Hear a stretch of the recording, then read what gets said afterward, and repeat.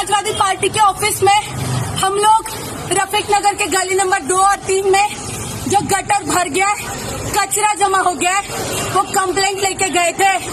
तो उनके ऑफिस में समाजवादी के गुंडों ने और खुद फहाद आजमी जो अपने बीवी के नाम पे नगर सेवक की कुर्सी पे बैठ के सारे पैसे खाता है, ये हालत किया है।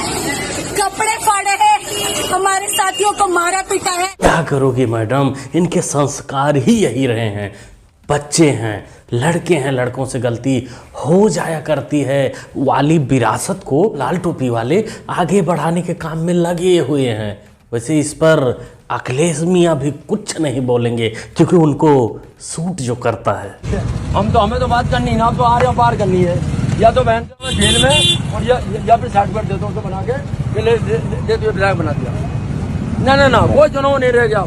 लोकतंत्र का बिल्कुल गला घोटा जा रहा है। पुलिस के बल पर सब कुछ हो रहा है। ये रहने दो, ये सब कुछ पुलिस के बल पर हो रहा है। हमें जेल में डाल दो ना, जेल में जेल में डाल दो। हम तैयार हैं हर तरह से, सबको जेल में डाल दो। गाड़ी बजाओ, गोली चलाओ, चाहे हम पूरे घर को। हमने रोड छोड़ दीजिए, रोड यह लाल टोपी के उम्मीदवार कुंद की सीट से सपा के 3 बार विधायक रह चुके हैं और चौथी बार इनको उम्मीदवार अखिलेश मियां ने बनाया है। इनके अच्छे काम को, इनके संस्कारी बातों को सुनकर मोहम्मद रिजवान जब अगली बार जीतेगा, विधायक बनेगा, तो जिस प्रकार पुलिस के सामने सम्मान कर रहा है, अच्छी अच्छी बातें कर रहा है, और जैसे वो दूसरा वाला विधायक कपड़े उपड़े फाड़ कर महिला सम्मान कर रहा है, ये भी वैसा ही करेगा। वैसे वहाँ की जनता कुछ बोल रही है, सुनो। अब नहीं जानते, जब काम में नहीं आते तो उन्हें क्या जानेंगे। हमने उन्हें वोट देकर नवाजा, मगर उन्होंने हमारे गांव में विकास नहीं कराया। और उन्होंने टोपी बनाई है, हमने टोपी उन्हें नहीं बनाई। उन्होंने और उल्टी हमें टोपी बनाई, हमारे गांव में कोई विकास नहीं दिया। टोपी समाजवादी ने हमें बनाई है, समाजवादी ने हमें बनाई है टोपी, मुसलमानों को उल्टी टोपी हमें बनाई है। उल्टी टोपी उन्होंने हमें बनाई है, हमने नहीं बनाई है।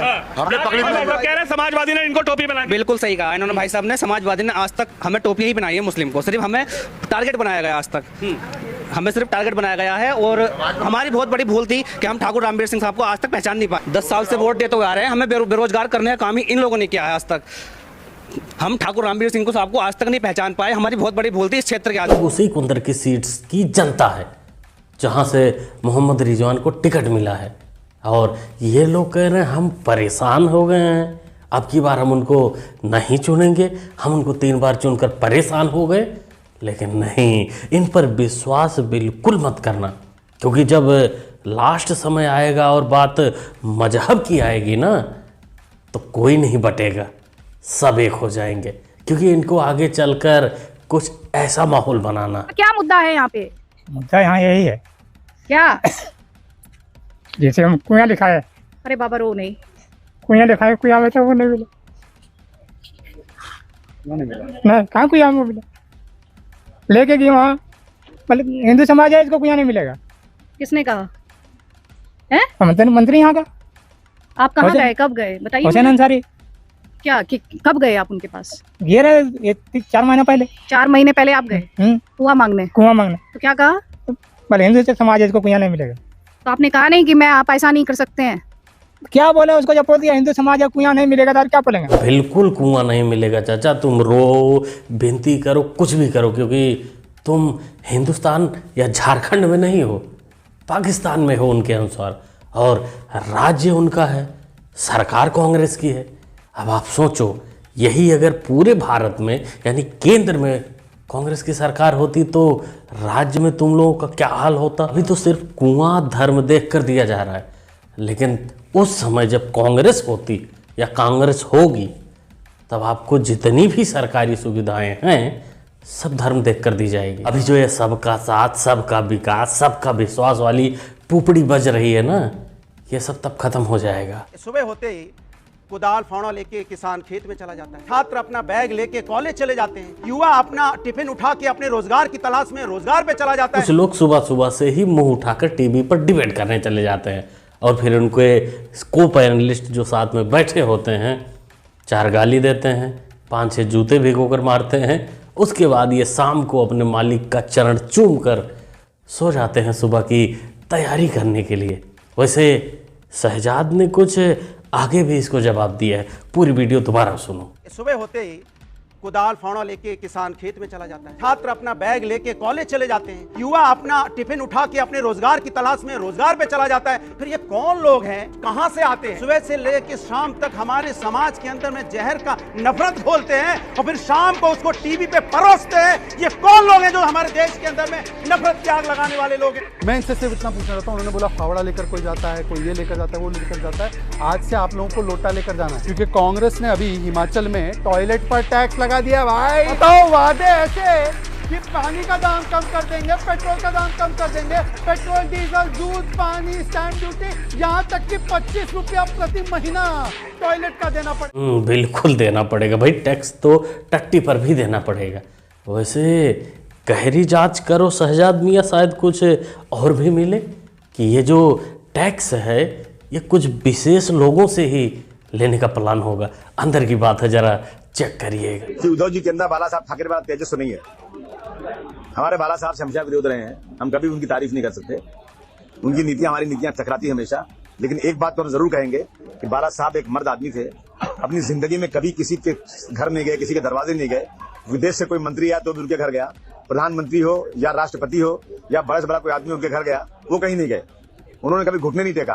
परंतु उद्धव जी, आप तो घुटने टेकू नजर आते हैं, आप घुटने ही टेकते रहते हैं बीजेपी शिवसेना के पास। लगता है आपको सत्ता का लड्डू ज्यादा अच्छा लगता है और बाला साहब ठाकरे का सम्मान आप भूल गए। ये अब्बू आजमी हमेशा से ही नफरत वाली बात करता है, बांटने काटने की बात, धमकी वाली बात ही करता है। लेकिन उद्धव चाचा के बारे में जो इसने बोला, लगता है काफ़ी रिसर्च करके बोला है। इस काम से, अपने पापा के कदमों पर ना चलने से इसको फायदा तो कुछ हुआ है। ये देखो क्या कहना चाहेंगे उद्धव ठाकरे को? गुड, काम अच्छा कर रहे हैं। हाँ, और अभी तुम उदय सर आगे बढ़ो, सारे मोमिन तुम्हारे साथ हैं। अच्छा, हाँ, सारे मोमिन साथ हैं। हाँ, सारे मुस्लिम साथ हैं उनके। बिल्कुल होना चाहिए भाई। जो इंसान अपने बाप के मान सम्मान को ताक पर रख के तुम लोगों के साथ डटा हुआ है, लगा हुआ है, तो तुम लोगों का भी फर्ज बनता है ना उसका साथ देना। अपना फर्ज निभाओ, उद्धव चाचा अपना फर्ज निभाएंगे। कुर्बानी दी है। अभी मैं अगर कहूं कि हाँ वो मेरा भाई था, तो आप बोलेंगे लेकिन आपको नाम पता है क्या है? उसका नाम था औरंगजेब। औरंगजेब होगा ना, मजहब से मुसलमान होगा भाई, लेकिन उसने अपने देश के लिए कुर्बानी दी। भारत माता, जिसको भारत माता की जय कहते हैं, उसके लिए उसने अपनी जान तक दे दी। वो अपना भाई नहीं था? बिल्कुल भाई था, बिल्कुल भाई था। औरंगजेब तुम्हारा भाई ही थे। दोस्तों, ये किस औरंगजेब की बात कर रहा है पता नहीं। वो वाला इतिहास वाला अगर बात कर रहा है तो भाई सही बोल रहा है, क्योंकि उसने भारत माँ की रक्षा के लिए बहुत काम किया था इसके नज़रों में। बाकी आज के औरंगजेब से उम्मीद भारत माँ के लिए जान देना तो भाई मजाक होगा एक। बाकी कोई चोरी चुप के इसके कमरे में कर दिया हो तो भाई वो नहीं बता सकते। दाल मखनी खाऊंगा, पनीर खुरचन खाऊंगा, गार्लिक नान खाऊंगा, उसके बाद गुलाब जामुन खाऊंगा आइसक्रीम के साथ, उसके बाद रेडी से कसाटा आइसक्रीम खाएंगे, फिर भी नहीं खाऊंगा, फिर रात को टीवी देखेंगे, फिर टीवी देखते हुए फिर फन फ्लिप्स के पैकेट फिर। यहाँ केजरी मियाँ को सरासर बदनाम किया जा रहा है कि ये अच्छे अच्छे खाने पेल रहे हैं। ऐसा नहीं है रे बाबा, ये गरीब आदमी है, आम आदमी है। ध्यान से देखो, ये खिचड़ी पेल रहे होंगे सिर्फ, क्योंकि ये सब जो बाहर खाने डिश दिख रहे हैं ये सब एडिटेड होंगे। क्यों मियाँ? की दरखास्त करना चाहती हूँ, अगर आप अब भी नहीं जागे तो ये हमारे कब्रिस्तान, ये हमारी मस्जिदें ऐसे ही तोड़ देंगे जैसे इन्होंने आज ये दीवार तोड़ी है। देखो, और खुला तोड़ दी और कह रहे कोर्ट का ऑर्डर है, यहाँ पे रानी झांसी की मूर्ति लगेगी तो लगेगी।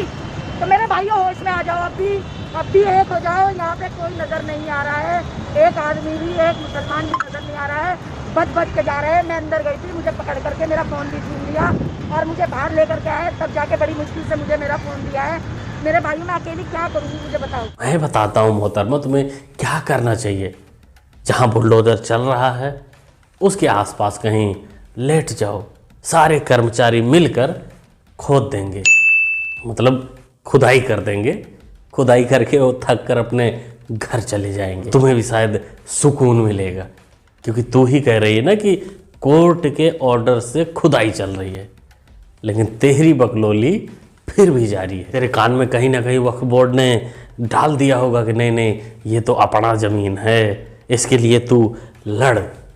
कोर्ट कचहरी कानून सरकार ये सब गए तेल लेने। क्या कहना चाहेंगे दोस्तों इस मोहतरमा को?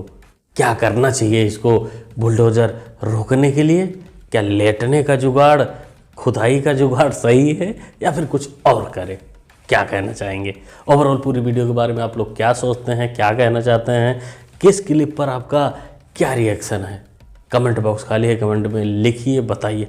मुन्ना भाई को भी सपोर्ट कर सकते हैं सुपर स्टिकर या और भी तमाम माध्यम है। सबसे बड़ा तो आप चैनल को सब्सक्राइब करके भी कर सकते हैं, जो कि होता है बिल्कुल फ्री। सब्सक्राइब करिए, जुड़ जाइए। मिलते हैं अगले वीडियो में। Thanks for watching. ये भी बात आपने भी कहा है कि बहुत सारी गवर्नमेंट प्रॉपर्टी गवर्नमेंट बिल्डिंग हो या जो भी हो वो बिल्कुल है, लैंड में है। बिल्कुल पार्लियामेंट यहाँ तक के हमने 15 साल 16 साल में रहा हूँ, हर तरफ एक ही आवाज था कि पार्लियामेंट भी खुद, और आप लोग रिसर्च करेंगे मिलेगा, वक्फ की प्रॉपर्टी का लिस्ट आज पूरी दुनिया में आ चुका है। उस पार्लियामेंट है वो खुद भी पूरा का पूरा इलाका, वसंत विहार का पूरा इलाका एयरपोर्ट तक, यहाँ तक के बहुत से लोग कहते हैं कि एयरपोर्ट भी यही वक्फ की प्रॉपर्टी के ऊपर बनाया।